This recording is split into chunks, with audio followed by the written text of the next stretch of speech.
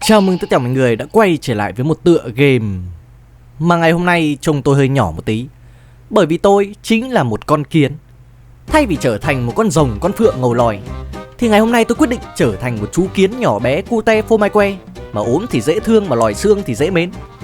Chắc chắn các bạn đang thắc mắc là liệu con kiến thì có cái gì để làm đúng không? Úi xồi, tôi không biết là kiến nó có cái khả năng này đây các bạn ạ. Úi rồi, nhảy cao vậy. Kiến này là kiến tinh à? Ha, chào anh bạn bướm bướm nhá.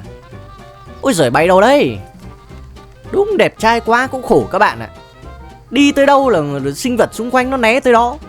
Nhưng mà phải nói thật là kiến ngoài đời mà nó nhảy cái kiểu của tôi ấy, thì đúng là nó có vấn đề thật. Tại sao lại có cái con kiến nào nó nhảy như một con nhện thế này trời. Thằng kia sợ quá nó bay đi luôn rồi. Nói chung kể sơ qua với các bạn, thì nhiệm vụ của tôi hàng ngày là sẽ phải đi tìm những con kiến thất lạc về tổ. Đây chẳng hạn như cái thằng này đi lạc là tôi gọi nó về tổ ngay. Bởi vì giác quan của tôi nó hơn những con kiến khác.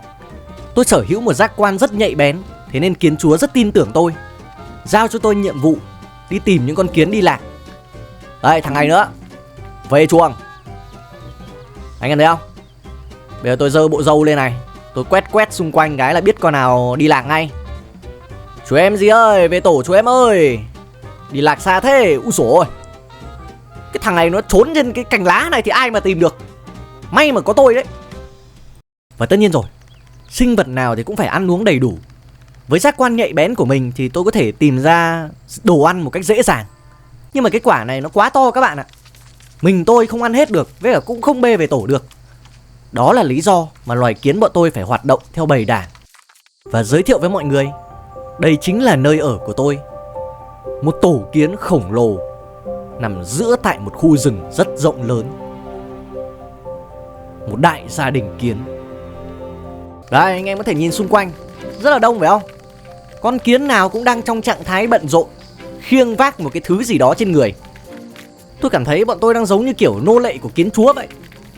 Tôi không hề chấp nhận cái việc này một tí nào cả. Vừa mới đi tìm đồ ăn, tìm người cho xong, bây giờ kiến chúa lại chuẩn bị sai tôi đi khiêng cùng bọn nó đây. Thực sự quá mệt mỏi cái cuộc sống này. Một con kiến giác quan nhạy bén như tôi, một con kiến đột biến như tôi, mà lại phải phục vụ cho mấy cái bọn này. Anh em nhìn quả tốc độ chạy của tôi nhé. Lại bảo có con kiến nào chạy được như thế này đi. Lẽ ra tôi phải là kiến chúa mới đúng. Hàng ngày những con kiến thợ như tôi bắt buộc phải dậy vào 6 giờ sáng, không được ngủ quá giờ trưa. Lúc nào cũng hùng hục phục vụ cho kiến chúa, làm mọi thứ vì kiến chúa. Tôi đã rất bức xúc và giải thích với kiến chúa nhiều lần về việc này, là việc kiến chúa đang bóc lột và nô dịch về tinh thần, không thể tạo điều kiện cho loài kiến phát triển được.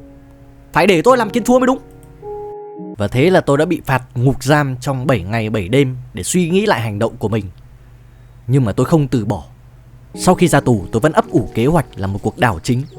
Phải nghĩ ra một cách gì đó để cứu lấy loài kiến khỏi cái tên kiến chúa lười biếng kia. Và thế là tôi đã đi thuyết phục từng người. Tôi nói rằng tôi mới là kẻ mạnh nhất ở đây, và tôi có thể đưa tương lai của loài kiến đi lên. Tất nhiên lúc đó ở đây chả ai tin tôi cả. Từ kiến thợ cho tới những chiến binh kiến, không một ai nghe tôi cả. Bọn họ đều phục tùng kiến chúa. Và bọn nó nghĩ rằng đầu óc tôi chắc có vấn đề mới nghĩ ra được những trò như vậy. Nhưng mà tôi không từ bỏ. Tôi đã quyết định rời cái tổ đó. Tôi đã quyết định tập luyện những kỹ năng sát thủ để chứng minh rằng kiến chúa phải là một con kiến mạnh nhất, chứ không phải là một con kiến chỉ biết ngồi một chỗ hưởng thụ.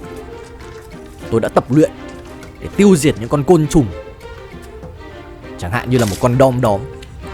Và tôi đã thành công, chứng minh được sức mạnh của mình. Loài kiến mới là loài sinh vật vượt trội nhất trên tất cả. Tôi có thể đối đầu với bất cứ con sinh vật nào nếu tôi tập luyện. Hoặc có thể là không. Ngay sau đó tôi lại sử dụng giác quan nhạy bén của mình để đi tìm những con kiến không nhà không cửa. Và tôi đã bắt đầu thuyết phục bọn chúng bằng sự hùng biện của mình. Điều tuyệt vời là những con kiến này nghe theo tôi, bởi vì bọn chúng không hề phục tùng một con kiến chúa nào cả. Thế nên đây là cơ hội của tôi. Tôi đã tìm mọi ngóc ngách những con kiến thất lạc như vậy và khiến cho bọn chúng đi theo tôi. Tôi đã góp nhặt, pha chế tất cả những gì đen tối nhất trong quan niệm xã hội học tư sản trước đó, khiến những con kiến khác mê hoặc mà nghe theo. Thế là chỉ sau vài ngày tôi đã có một đội quân nhỏ phục vụ cho mình, kiếm đồ ăn cho mình, phục tùng tôi. Tôi cảm thấy như mình là một vị thánh nhân. Thậm chí tôi còn bắt bọn nó xây cả một cái nhà nhỏ cho tôi luôn. Mặc dù cũng không quá to, nhưng mà đây sẽ là nơi trú ngụ tạm thời của tôi.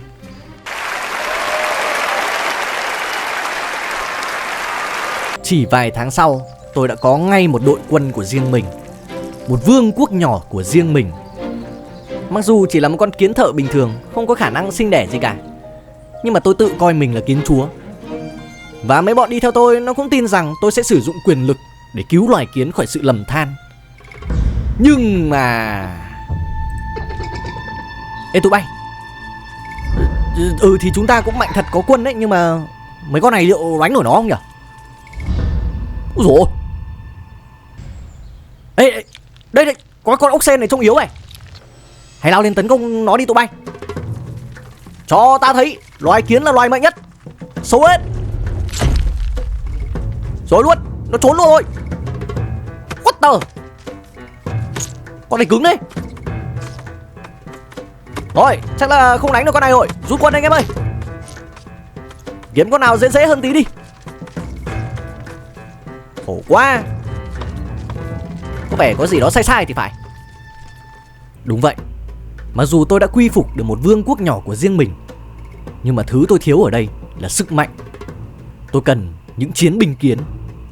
Ngay sau đó tôi đã lên đường và bắt đầu đi tìm những chiến binh kiến đầu tiên. Tất cả ngay đây. Sức mạnh của loài kiến không nằm ở hàng phòng ngự, mà nó nằm ở sự tấn công.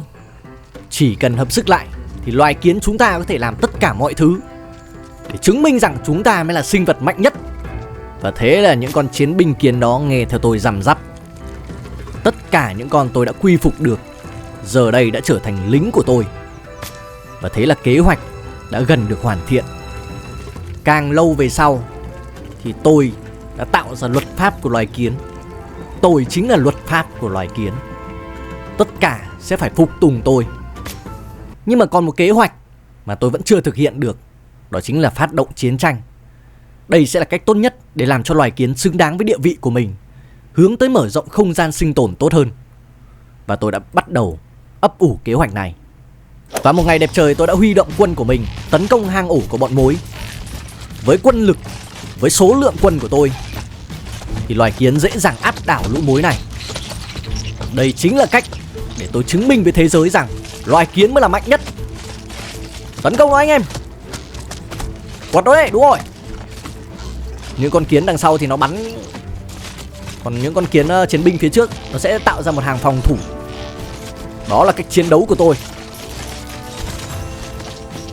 Rồi, lũ mối đã bỏ chạy. Chúng ta đã chiếm được khu đầu tiên. Tuyệt vời. Lấy hết lương thực xung quanh đi và đem về tổ của chúng ta. Ngay sau đó chuẩn bị luôn một đội quân đi tấn công tiếp. Mặc dù cũng có thiệt hại nhưng mà không sao. Tất cả phải có nhiệm vụ đi quy phục những con kiến khác về đây, gia tăng nhân lực cho chúng ta. Rồi tôi sẽ chứng minh rằng loài kiến mới là sinh vật mạnh mẽ nhất. Và tôi sẽ chứng minh với những con bò sát khác rằng bọn tôi có thể làm tất cả mọi thứ, chứ không chỉ đơn giản là kiếm ăn đem về tổ rồi sinh sản. Và thế là một thời gian sau, vương quốc của tôi ngày càng lớn mạnh, nhân lực càng ngày càng đông. Những con kiến đi theo lý tưởng của tôi. Tất cả ở đây đều cùng chung một lý tưởng mà tôi đã truyền đạt lại. Đó chính là phát triển loài kiến một cách toàn diện ra thế giới, tấn công những con bò sát khác và leo lên một cấp bậc vĩ đại hơn. Trong tương lai tôi sẽ quy phục cả những con nhện, những con trâu chấu, những con bọ, thậm chí là con hổ luôn. Với lượng nhân lực như thế này thì chúng ta đang làm rất tốt. Và thế là với sức mạnh áp đảo của mình, chỉ vài ngày sau bọn tôi đã quy phục được cả những con bọ. Sức mạnh áp đảo của loài kiến khiến cho những con bọ này run sợ và cũng phải phục tùng theo tôi. Không ai dám chống lại vương quốc của tôi nữa. Tất cả ngay đây, hôm nay chúng ta sẽ săn bằng cả cái khu này, bắt đầu từ những cái tổ mối xung quanh rất nhiều luôn. Vùng đất này sẽ thuộc về tay chúng ta. Từ từ đi thám thính cái nào. Lên dần đi mấy thằng bọ kia. Đấy, sang bên này. Tấn công vào khu bên này. Đừng có mà bướng nhá. Đúng rồi. Biết sợ là tốt. Bọn này nó như kiểu những cỗ xe tăng chiến đấu cho tôi vậy. Bọn nó mà bật một cái là đàn kiến của tôi xử luôn, anh em hiểu không? Cái sức mạnh của vương quốc kiến tôi bây giờ nó lớn lắm. Từ từ, mấy thằng bọ. Bên này, bên này. Đây này, bên này có tổ mối nhá. Đây, đây, đây, đây. Tấn công. Lên anh em. Xử nó. Tấn công, tấn công. Đúng rồi. Chiếm hết tổ với cả lấy hết lương thực của bọn nó vào. Cho nó thấy ai mới là vị vua ở đây. Kế hoạch đang hoàn thành rất tốt. Bọn tôi dần san bằng những cái lãnh địa này, khiến cho những bọn mối không còn có thể nhìn mặt mũi của loài kiến nữa. Thậm chí ngay sau đó tôi còn điều khiển đội quân bộ tấn công vào tổ của bọn cánh cam và chiếm luôn lãnh địa của bọn chúng. Với số lượng quân áp đảo thì tôi nghĩ là bọ của tôi sẽ chiến thắng thôi. Lũ cánh cam này cũng khá đông. Hoặc là tôi có thể thu phục lũ cánh cam này về cho đội quân của mình luôn. Đúng rồi, tấn công mạnh lại đây nào. Này, tấn công vào mông à. Quay cái đầu lại cạp nó luôn. Đúng rồi, phải như thằng bên này. Đấy. Úi xồi. Quánh nhau ấy. Một khi mà tôi đã chỉ huy ở đâu thì có bạo lực ở đó ngay. Đó mới chính là sức mạnh của một con kiến chúa. Đội con kiến tách sang bên này. Ở ngay trên kia có một cái tổ lớn. Chúng ta sẽ tổng tấn công vào đó luôn. Đây, đây là tổ lớn nhất của bọn mối quanh khu này. Sống lên anh em. Đúng rồi.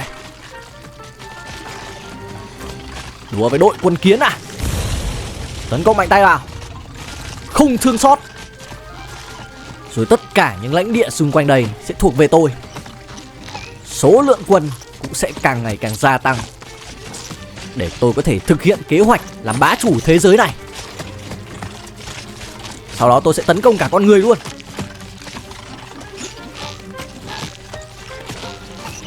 Đúng rồi.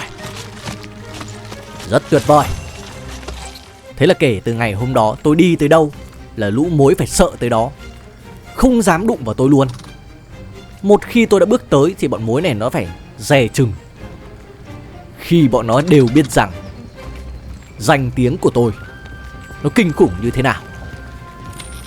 Tấn công. Đó. Tự giác ra khỏi hết tổ đi. Muốn đánh nhau thì cứ ở lại, còn bỏ chạy thì cứ chạy nhá. Sức mạnh của tôi quá kinh khủng. Anh em thấy đông không? Càng ngày càng đông luôn. Đội quân của tôi bây giờ phải nói là rất kinh khủng, áp đảo mọi hang mối, mọi vùng đất. Rồi, chiếm được luôn khu này. Bất kể tôi đi tới đâu là chiến tranh nổ ra ở đó. Danh tiếng của tôi phát động lên, khiến những con kiến từ xung quanh cũng gia nhập đội quân của tôi. Địa vị của mình đã mở ra một không gian sinh tồn cho loài kiến.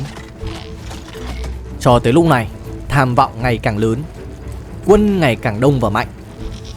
Tôi đã nảy sinh ra nhiều kế hoạch. Từ tập sau có lẽ tôi sẽ đi săn, bắt đầu từ những con trâu chấu và những con nhện, những con bọ cạp, những con cào cào bằng đội quân của mình.